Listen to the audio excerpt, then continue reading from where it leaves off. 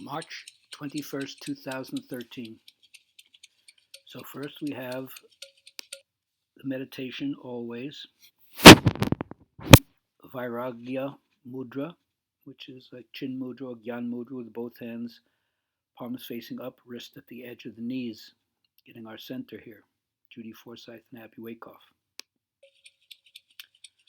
All right, we immediately move to Supta Virasana. You know, in the Iyengar tradition, there's a lot of beginning poses that work the hips, the knees, the shins, the feet, the groin especially, and preparation for the standing poses, which are usually done afterwards. So this is another variation of Supta Virasana, changing the angle.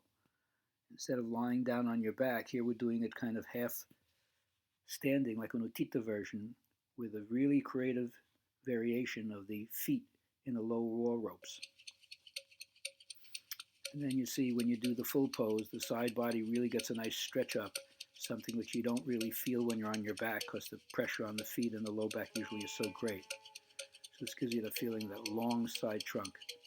All right, then we switch to Urdhra Prasarita Padasana, another one that I like to do at the beginning of the class because of how much it massages the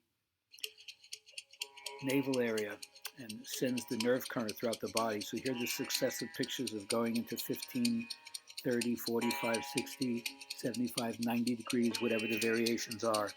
But here you notice that we're holding the fingers against the baseboard because as the legs come down, it tends to shorten the arms. And you have to learn to stretch the back trunk so the fingertips do not lose contact with the wall and eventually get to 90 degrees like this. All right, so then we transit to dog pose. Notice that we're doing dog pose here with the 2 feet together, even though the student on the right doesn't have the feet together. What's wrong? Get those feet together. Can they listen to me? And that's a nice way to practice the classical pose rather than with the feet apart. Then we use this as a transition pose into this variation of dog, which I really like. If you have a wall rope, if you have wall ropes, the partner can then stay on your back. Sorry about that. We'll get to it. I'll learn how to do this right there. Oh, you can hit that and do that. So now you see the partner uses their back pelvis to hook the person right at the lumbar sacroiliac joint, and you pull them back and up, and it really grounds the legs in an incredible way. And you realize how much that top pelvis has to do with the whole pose. Then you move from there into Tadasana and dropping that buttock back so it decrease the lumbar curve. Now here's another thing I like to do, the pole of truth. The pole of truth doesn't lie. You want to find out what your vertical line is. This is beautiful for keeping the arms straight and the shoulder blades engaged. Love that variation. Of course, what you do in Trikonasana, you can always do, now she's turning her head up, you can always do the same pose in Parshvakonasana. Here Rookie is looking down, but soon she's going to lift up her head. Do the final pose. There we go, holding the pose, making the flank completely be in line. All right, then we make a switch into Parshvottanasana. I like this variation where the front foot is up. It really helps to free the knee and stretch the hamstring, although you can see that the back foot isn't turned in enough. That back foot heel has to spin to the outside more. Otherwise, the hips will not square, and then you jam your knee when you try to turn the body around and make it more parallel. Nonetheless, you do that, and then you show how to push with your arms against the wall to really resist the back leg again. And then you take your arms up the wall like you're doing your dog pose in the side body from pelvic rim to fingers.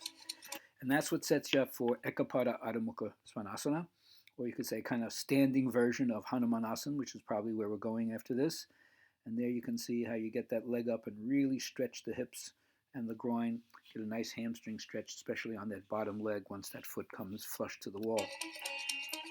And then from there you morph into both sides, and here's a little Hanumanasana variation, which you notice what I'm doing is I'm giving the back leg, upper thigh, and groin, and then the front leg hip socket some support. Early in the day also, hard to go into this, but I'm sure that if you saw me from the back, you'd see my left leg is leaning the wrong way. I have to roll it to the outside. But nonetheless, we do a partner variation after that, where we have the person hold the arms up. It's a beautiful variation. Give them something to resist those arms up. And then notice how the back leg is being turned inwards, right?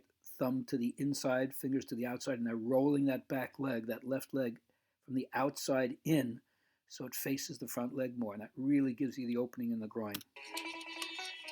And then that's it. We do a twist, Pasasana. She got a good, Abby's doing a good job. Oops, let's get back there. She was doing a good job in getting that outer arm over the knee. You see that? Beautifully done. And then using the wall to help drag the paint down to lift the spine up against that. And then you can move into your Shavasana, in this case with sandbag on the feet. Hope you enjoyed. Have a great day.